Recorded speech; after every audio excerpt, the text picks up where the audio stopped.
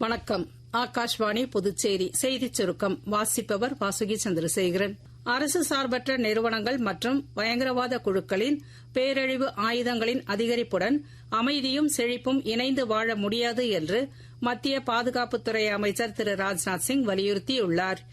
இன்று சீனாவின் கிங்டாவோவில் நடைபெற்ற ஷாங்காய் ஒத்துழைப்பு அமைப்பின் பாதுகாப்பு அமைச்சர்கள் கூட்டத்தில் உரையாற்றிய அவர், தீவிரவாதம் மற்றும் பயங்கரவாதத்தால் ஏற்படும் சவால்களை சமாளிக்க தீர்க்கமான நடவடிக்கை எடுக்க வேண்டும் என்று அழைப்பு விடுத்தார்.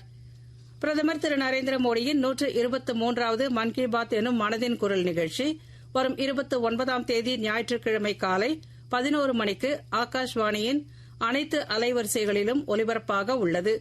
இந்நிகழ்ச்சியில் இடம்பெற வேண்டிய கருத்துக்களை பொதுமக்கள் நமோ செயலி, மை கவ் இணையதளம் மற்றும் 1800117800 என்ற கட்டணமில்லா தொலைபேசி வாயிலாகவோ அல்லது 1922 என்ற எண்ணில் குறுஞ்செய்தியாகவோ வரும் 27ஆம் தேதி வரை தெரிவிக்கலாம் என்று அறிவிக்கப்பட்டுள்ளது.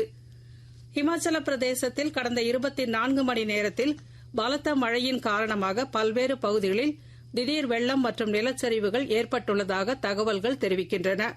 இதன் காரணமாக இயல்பு வாழ்க்கை கடுமையாக பாதிக்கப்பட்டுள்ளதாகவும், தர்மசாலா கானியாராவில் உள்ள மனுனி ஆற்றில் திடீர் வெள்ளம் ஏற்பட்டுள்ளதாகவும் தெரிவிக்கப்பட்டுள்ளது. அம்மாநிலத்தில் மாவட்ட நிர்வாகம், மாநில மற்றும் தேசிய பேரிடர் மீட்புப் படையினர் மற்றும் காவல்துறையினர் நிவாரண மற்றும் மீட்புப் பணிகளில் ஈடுபட்டு வருகின்றனர். வியட்நாமில் நடைபெற்ற 17 வயதுக்குட்பட்டோருக்கான ஆசிய மல்யுத்த சாம்பியன்ஷிப் போட்டியில் இந்திய மகளிர் அணி 5 தங்கம், 3 வெள்ளி மற்றும் 2 வெண்கலம் என மொத்தம் 10 பதக்கங்களை வென்றுள்ளது. தமிழ்நாடு பிரீமியர் லீக் கிரிக்கெட் போட்டியில் திருச்சி அணி 4 விக்கெட் வித்தியாசத்தில் மதுரை அணியை வென்றது. இன்று நடைபெறவுள்ள ஆட்டத்தில் நெல்லை அணி திண்டுக்கல் அணியை எதிர்கொள்கிறது. இத்துடன் இந்த செய்திச் சுருக்கம் நிறைவு பெறுகிறது.